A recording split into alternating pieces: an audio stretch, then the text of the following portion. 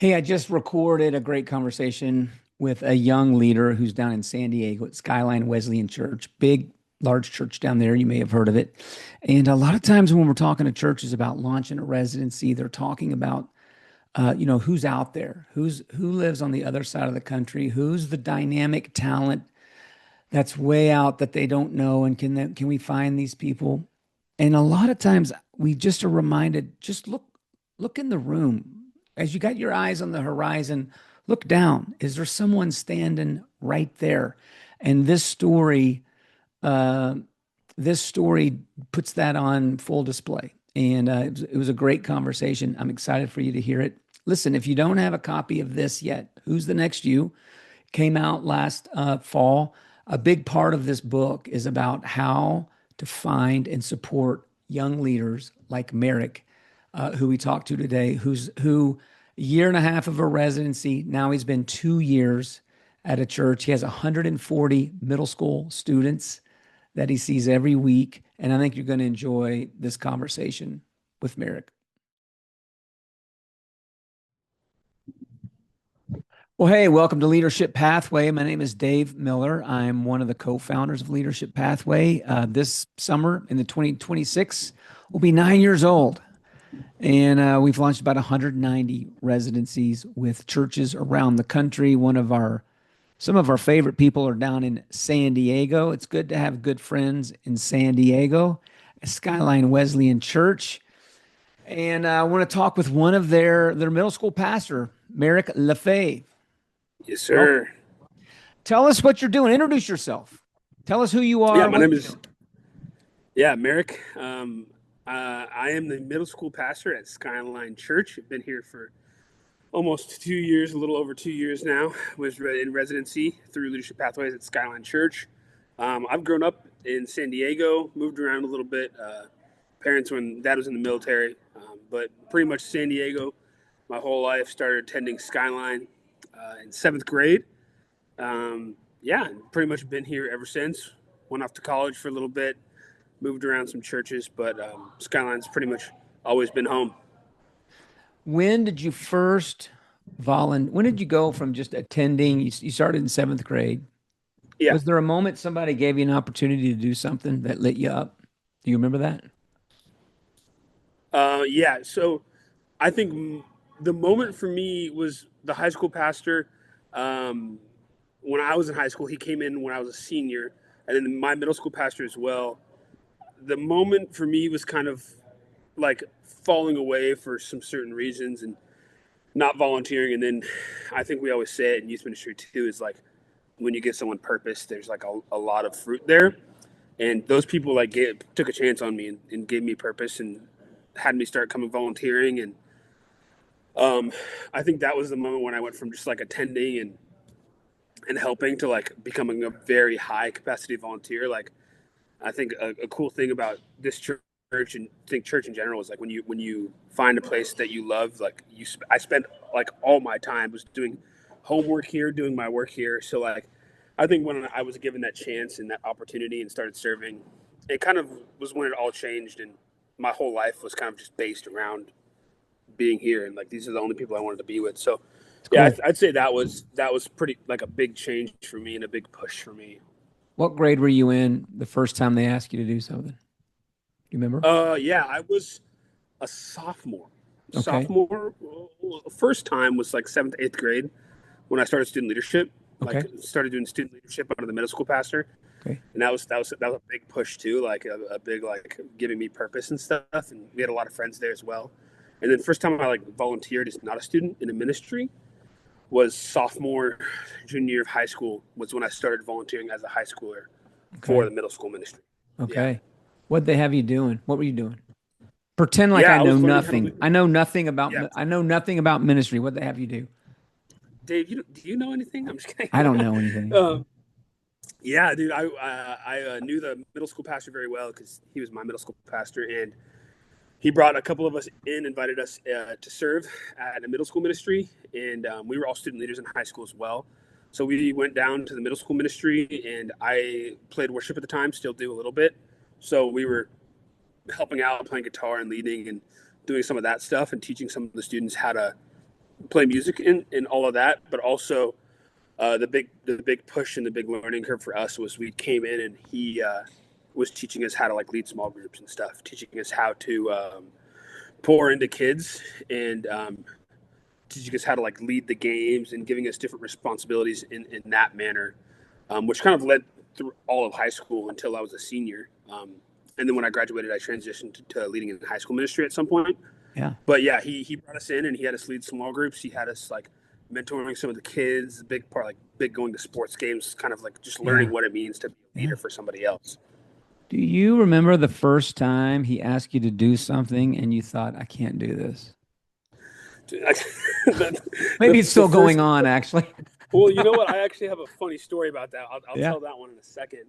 But I think the first time where I started getting responsibility and leading small groups, I just felt like super unqualified. Like Yeah. I think it's a natural feeling too, and obviously it still happens in certain arenas too. But I mean, there's more of a confidence now, obviously. But when I first started leading small groups, and like when kids started asking me questions, like when you don't know a lot and like you're learning, like not knowing an answer is super scary, you know. And when in reality, we don't all know all the answers, but we'll help figure it out. So I can remember leading like my first couple small groups, and I was like over the seventh grade boys, and there was just these questions that I was like, how are these seventh grade boys coming up with these theological deep questions? And I was like, I do not know the answers to all of these, but we read the Bible. I met with the middle school pastor. We helped figure them out. That was like the first one I can remember. But I was when I was like a freshman in college, I was leading, or a sophomore in college, I was leading in high school ministry at Skyline Church, and we had a pool party. And the high school pastor Zach was like, "Hey, you're going to give a devotional at this pool party," and I was like, "Sweet, sounds great." We have the pool party, and little do I know, Zach's like preparing me and like pushing me towards ministry, kind of like one of the big influences with another guy named Pastor Tony. And we got to the pool party, all the leaders are around, and Dave, I kid you not, I literally like left and I did not do the devotional. I was You so bailed. scared. You bailed. I was frightened. I made one of the other leaders do it. I made one of the other leaders do it, and I told Zach, I was like, Zach, the pastor, I was like, I was so scared. I could not do it. Like I just did not feel ready. I was scared, and we just talked about the story the other day because I'm a middle school pastor now, and speaking is obviously a little bit of a big part of a job like that, you know. Um, so it's funny to look back at those times where I literally was scared out of my mind to give a devotional to 50 kids at a pool party. You know, that was definitely one of those moments for me. You said you did a little bit of college. Is that what you said? Yeah. What's that mean? Hmm. Yeah. So What's that when mean? I Who started, kicked you out? You don't have to tell us oh, why, but that's okay. hey, don't. That's a little too deep there. I'm just kidding. Yeah. So when I graduated high school, I went straight into ministry or into school at San Diego Christian College. It's over here in East County, San Diego, and I felt a call to ministry and I don't know how far back you want me to go, but I felt a call to ministry in high school at a conference, Mm. and just some details of that with some of the leaders was like kind of pushed in like the opposite direction of like encouraged like this is why I wouldn't succeed at ministry in some of these ways, and that kind of affected me in a heavy way. So I went to college after I graduated and was majoring in biblical studies with like a focus in youth ministry, Mhm. and just did not do well. After the first year, I ended up leaving college. I did some like other classes, like some community college classes, and then I went into construction and started doing all these other jobs. And like kind of that was a portion of my life where I was like super running away from the calling of ministry, you know, um, and kind of walked away for a long time. Still had all these people pouring into my life, and still was at Skyline. Yeah. And it's funny because I was running away, but still that's where I felt community, like we were talking about before. So I still wanted to be here all the time, but I just didn't feel called to ministry anymore. Mm. Um, but then there was a time where that switched, and Zach and Tony um, pulled me back around and started talking to me about residency. And there was a couple of incidences that happened, and we were just reflecting on leadership in high school ministry and whether or not I was going to keep leading. And Zach was just telling me like, dude, you have like a crazy calling to ministry, and like you've been running away from it for 3 years at this point, Mm. and like I think you need to Wow. start praying about the residency program. Wow. It's a shameless plug at this point, Dave, but I'm Yeah, I love it. I love it. uh, I'm just gonna but let you talk, Merrick. is that okay? I'm just gonna keep Just keep yapping. talking. Um, It's fantastic. and When you say calling, what do you mean? Everybody defines this a little differently. You said I didn't yeah, yeah, feel. You used the word feel, which I think is interesting. Feel called. yeah. Like I think in this instance, calling is something that I didn't even know I necessarily had at that point in my life. Yeah. Like I felt called in high school to Mm. just love on people. Serving has always been like the biggest piece of my life. Like Yeah. even when I wasn't super involved in church, I always felt like I wanted to help people. Yeah. So like called per se is like I felt this want and this need and this tug to always serve people. But like I think in that moment of my life, I didn't necessarily. The only person that didn't see it was me. You know, like Hmm. I was the only person that was kind of blind to the fact that I was being pulled and tugged and called back into ministry. Yeah, Do you think it would be wrong for you to not be in ministry? like Well, like when you use the no. word, when I was running from it, right? Mhm. It sort of sounds like Jonah. Yeah, yeah, super. That's I use that analogy all the time. I wasn't in a Oh, while, okay. but I tell the kids all the time like this is like a kind of like a Jonah testimony. Like, um, and to answer that question, I don't necessarily. I think there's a lot of like speculation. You consume a lot of things. Like, no, not everyone's called to ministry. So if I wasn't in ministry, no, that wouldn't necessarily be wrong. But like in my life specifically, I think me not being in ministry means that I would be like disobeying God's calling on my life. So like, yeah, I think for me specifically, me not being here where I am and me not answering the call would be me kind of running Yeah. away and avoiding what God has for me.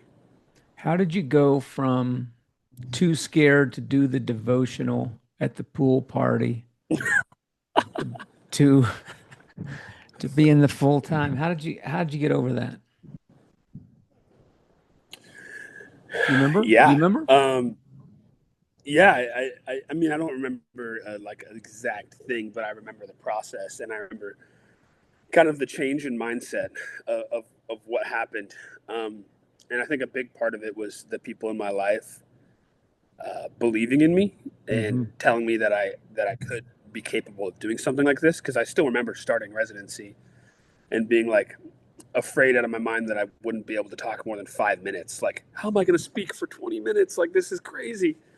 Um, uh, and I think a big part of that, which like brought me from fear to now confidence and being able to do what I do today, was like encouragement and surrounding myself with the people in my life who saw the calling and were able to encourage me and teach me in those ways. Like I would have never been able to do what I do now with my own mindset, Hmm. but other people helped me and pushed me towards the right one, you know? That's great. Tell me about your residency. Yeah. Residency started September of 2022, Okay. I think was the year. And yeah, like I said, it was this like really drastic change. I went from being an electrician and doing some construction and just doing some side work here and there. Honestly, making a pretty, pretty penny to kind of doing this sacrificial thing and following this calling that God had on my life. So let's pop. Wait, let Um, me interrupt you. So you had to take a pay cut. yeah, interrupt. You had to take a pay cut. Yeah, yeah, big, yeah. And you're I 20 and I years think old or 21, I'm assuming, something like that. 21, 22. Yeah, yeah, Okay. yeah. So taking a pay cut. All right. Which was frightening, super frightening. Sure. Yeah. Were you living out? Are you still I living think at home? Where were you? What was your? no. So my parents moved. My dad retired from the military in 2021, Okay. and they or 20 yeah 2021, and they moved to Arizona. Okay. So I was living on my own. Um, like I said, hopped from job to job for a while. Yeah. Before, this is kind of a side note, but Yeah. pre-residency and pre-ministry, I think I was lost in terms of calling in what I was doing, and it showed because I went from job to job to Huh. job to job to job, Yeah. like construction. I went to EMT school. I worked at Home Depot. Like I did all these Yeah. different Yeah. things, um, and yeah, I eventually did come to terms and accept my calling and go into residency. But it was a drop in pay, and it was. I think that's kind of the beauty of a job like that. It's like it's kind of like you talk about fasting too, right? Like Mm. you do it because it brings you. It like requires trust and like it's a Yeah. challenge, Yeah. and I think it was a challenge. We You tend to learn say to. we tend to say in the first 6 months, there's always a quit moment. Like the residents is like, maybe I should be something. Maybe this is dumb. There's always a quit Yeah. moment, and there's always a they almost got fired moment. Did you have either? Did you have either Oh of those wow. in the first year at with Tony at Skyline? Um, I when I first came, when I first came into residency, I would consider myself a bit of a hothead, um, and I think that had to do with all these things that we've been talking about too, and like the mindset and just being um, doing the wrong things, running away. I was always kind of frustrated and angry, and I think that was an adjustment coming into ministry.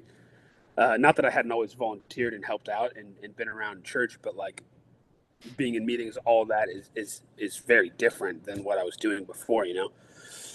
So I wouldn't necessarily say there was like uh, I'll talk about the quit one in a second, and I don't think there was necessarily this big quit moment, but new challenges.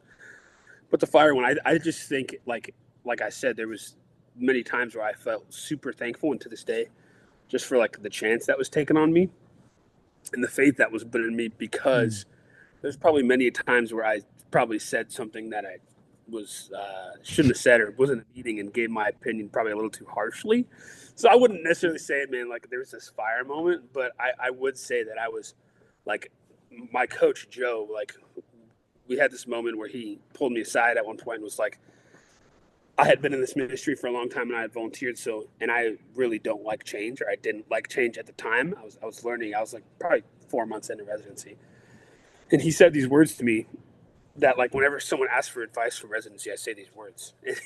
He was like, he had just gotten hired at Skyline, and he was coaching me, and we were working together. And he was like, "Hey man, you got to.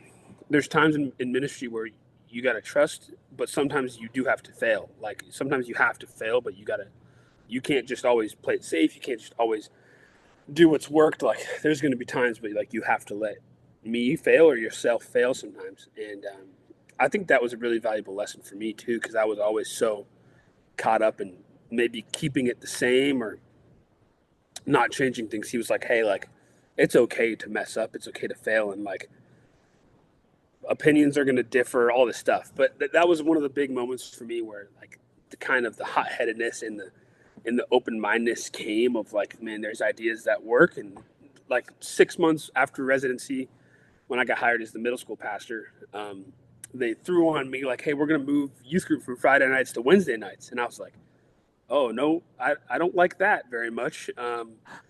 And me and my boss Heidi, we talked through it, and I was like, "Hey, you know what? We're going to trust, and we're going to do it." And it was the best move that we ever made. Like How the about that? ministry thrived so much more.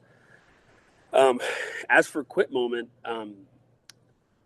man, I don't know if I can remember a specific time where I was like, "Hey, I'm ready to stop," because I think at this point I had gone through so much change Yeah.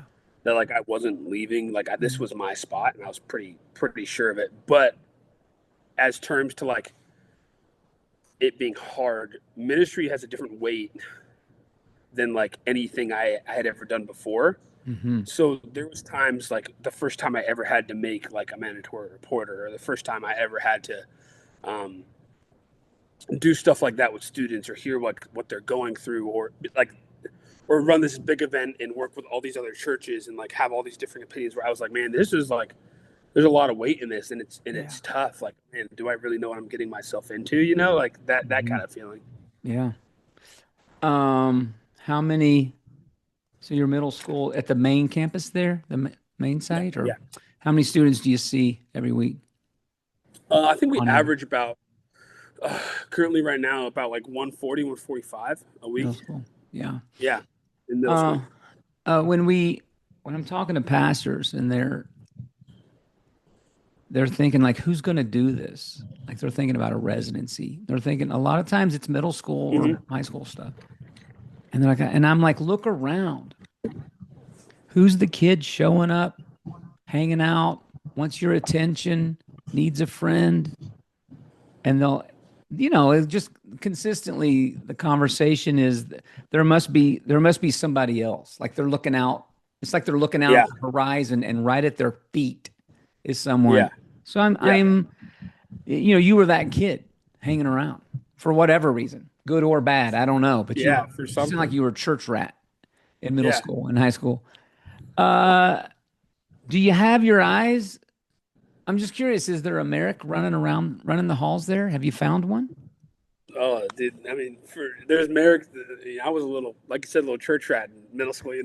I think that's like a really good thing. Like you say, like that phrase is like you wanna work to replace yourself, right? Like Yeah. if I'm doing ministry and it lives and falls on me and I leave tomorrow, like I don't want ministry to fail because I'm not there. You got to have someone else who's gonna like train. Like who are you training? We have a resident right now, like in terms of people in general, and I'll talk about middle schoolers in a second. Who is absolutely killing it. He is legit. He will be a wonderful pastor. But in terms of middle schoolers, that I'm looking, we have a great student leadership team, and honestly, the people that I look at, and I'm like, man, that's who I see me being like when I was in middle school. Aren't even the student leaders. Like my favorite kids are like the ones that are a pain in my butt, like the Yeah. ones that kind of drive me off the wall, like Yeah. the kids that maybe need a little bit extra love. Like we have Right. a couple students that, man, they're in my smaller group, and I'm just like, man, when this kid like serves or whatever it is, when he like they're thriving and they're like it's great. And I look at kids like that and I'm like, man, when they like keep growing and they feel they're called ministry, when we like push them into that, like, hey, like you have this gift, I'm like, Yeah. man, that kid's gonna be Yeah. great. That's cool. Mhm. It strikes me if Zach and Tony hadn't pushed you or pulled you. I'm not sure if they were pushing or pulling you into Yeah. residency. Like where would you have been? Where would you be? It's been 3.5 years or so now, right? Since those early conversations. Yeah, yeah, What do you think you'd be doing? Where would you yeah. be?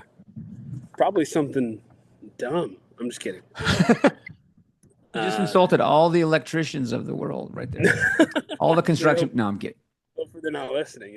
Yeah. No, I was actually just talking about this with my wife the other day. I was like, man, like, uh, wait, if I just kept, yeah, I don't know exactly where I'd be, but man, I know that I'd probably be still doing construction. I probably wouldn't be thriving. My relationship with God would definitely not be where it is now. Um, I had a lot of seasons of my life where, man, like I said, I was still surrounded by all the right people, but I just didn't want to hear what they were saying. Yeah. And I was surrounded by a lot of the wrong people too. Yeah. So I'd probably still be working construction somewhere, probably still be a church rat because I know where the right feeling is and I know where the love is, but definitely not living the calling that I was supposed to be living. You got to know where the love is. That's good. As ministry grows and ministry Hmm. gets, as you progress there. I mean, 140 middle school kids. That's a lot. It's a lot. And I'm sure if you Yeah. showed us a picture of it, it looks great on a Wednesday night. It's hard to, I run up against this a lot with churches and Yeah. Yeah. especially big churches, big and Skyline Wesleyan in San Diego, thousands of people, right? And 140 middle school students. Letting something go poorly, let's say, or it's less than it could have been. But it takes that sort of mentality to develop people, right? Somebody gave you a Yeah. shot before you were ready. How do Mm. you balance that now? Now you're it's kind of like you've gone over that curve. You're on the other side. How do you wrestle through that? Like what's acceptable to you and where do you draw the Yeah. line of failure and stuff? Yeah. I was talking about this with Tony the other day. I was like, sometimes, sometimes you have to let like excellence suffer in order to develop people, right? Um, and like you said, when I was young and I was learning how to do announcements on stage, if I would have given that devo, right, it would not have been as good as the high school pastor, whoever it was. But I mean, my opinion is this: it's almost better because like the same thing that we said before, we're working to replace ourselves. We're not working to be the only person that can succeed and do ministry. So Yeah. I think it's almost better to sometimes experience, man, someone going up for the first time doing a ministry moment in between worship, but they stared at their phone, they stuttered 40 times, like, but man, they did it, and and they're gonna do it again, and it's gonna keep getting better and better and better. And I think there is a line, like you said, like, um, yeah, like we're still like seeking excellence, and we're still Sure. trying to put on the best service for students, and whether it's here, whether it's for students, high schoolers, middle schoolers. It's good. Um, but I do think there's such a value in experiencing maybe something not as good as I can do, or not as good as whoever can do, Sure. in regards to, man, someone else is getting developed, and I think that's just as valuable. What are middle school kids up against today? Give me a couple minutes on that. Yeah. As a non, I'm a mm, non-youth ministry guy. You're like, you guys don't get it. You don't get what these kids are up against. Give me a couple of examples. What are they up against? yeah, they're up against. Oh man, I don't know. I don't know if it's just the day and age today, but I don't remember being up against half the things the middle schoolers talk about these days. Like we just had an instance the other day where kids were just asking these questions, and like what happens if I've hated God in the past? What happens if my parents are getting divorced? All these things. And I think like this rough family life is a big one right now for a lot of our kids, is whether it's parents separating or parents leaving, or family members, like stuff like that. That's a really heavy one on a lot of their hearts right now, is family life. And to be honest with you, they're getting shown stuff in school, and I think one of the biggest battles is like what they're being taught. Like I can't remember being taught and shown all the stuff that some of the kids these days are getting taught and shown, whether it's even from schools or whether it's just from like peers. Yeah. They're being exposed to so much at a young age Mm. that like it's such a formative age for them that, I mean, they don't know how to handle with the right guidance. Like I can't Yeah. Yeah. imagine someone, like, if they were not asking me these questions, who would they be asking these questions to, Exactly. I right? think about that. Like I they'd think be about asking that. somebody, and they'd be Yeah. probably getting the wrong answers. Like Yeah. uh, I think those are two really big things, and we still like not the biggest thing, but like we get kids that are walking in with vapes, and we get kids that a prayer request the other day came in, an anonymous one on a sheet of paper that was like, I pray that I stop smoking and I stop drinking. And I'm like, dude, you are 12 years old. Like this heavy stuff. Yeah. Um, so, and they're Wow. facing a lot. Where's it going for you, Merrick? What's 3 years or 5 years? What's on the Yeah. horizon out there? I'll say this: the middle school pastor before me was middle school pastor 16 years. We're looking to beat the record. I'm just kidding. Oh man, he was Kevin was the middle school pastor here at Skyline for 16 years. How about that? Uh, you know what? That's Right now, I fantastic. feel like we said, I'm called and chosen to be where I am right Yeah. now. It's a pleasure. Years down the line, growth and just like future, I always see myself like leading people pastoring people who pastor people. Yeah. Whether that's being over youth guys, whether that's being Yeah. over Yeah. youth teams, something like that. Yeah. I think just have such a heart for youth. That's where it was changed for me. Yeah. That's where I was most affected by my youth pastors. I always see myself leading or pastoring people who pastor youth, Yeah. pastor people like that. Love it. Seems like uh seems like you were called and now you're calling it's like that baton thing. Like somebody handed Yeah, it to you and you're trying to pass it. Like how many of these kids want it passed on to them? Sounds like you're in the right spot to be doing that. yeah, man. It's just like the middle school pastor married me and my wife. His wife was my wife's mentor. He was my mentor. Like Wow. just Wow. crazy legacy. Like and super blessed by them too. And like you said, we hope the legacy keeps passing down the road, right? Like Yeah, raising up people who want to serve. So yeah, I love it. Listen, man, this has been great. What an encouraging conversation. It's Monday. Every Monday and Tuesday, it's just, it can be difficult. And Monday, man. By Thursday every week, it's all worked out. And I'm like, oh yeah, that's right. But for some reason, I can't learn my lesson. But it's really encouraging to talk to you today. Appreciate it. Thanks, Dave. It's always a pleasure. All right, Merrick Lefebvre. Merrick Lefebvre, Dave Miller. Yeah, but Dave Miller, that's boring. Lefebvre.